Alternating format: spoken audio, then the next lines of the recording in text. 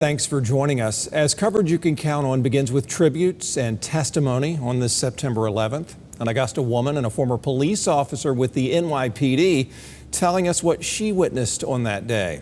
Tiffany Hobbs has the story. Angela Brown was living in Brooklyn. She had just dropped off her then 5-year-old daughter at school. 95.5 WPLJ Scott Shannon. It was like Tower 1 of the World Trade Center has just been hit.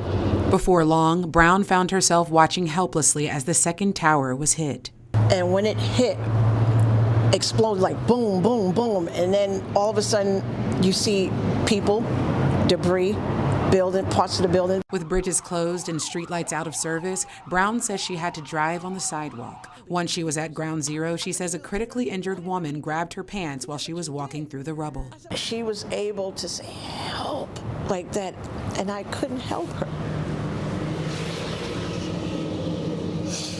And so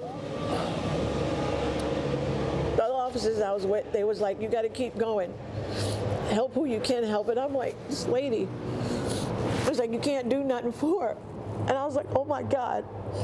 Brown spent nearly 24 hours with other first responders and recovery efforts at Ground Zero.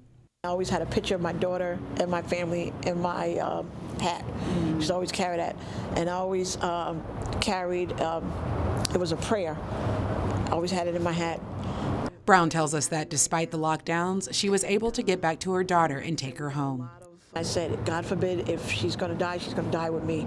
Brown recently married Daryl Brown, son of the late godfather of soul, James Brown, and now has 2 daughters. She says it's never easy thinking of this day, but prayer gets her through. She wears her NYPD jacket every September 11th. It has its ups and downs, but for the most part, you know, I know it's something that you got to try to go on with life, but you will never forget.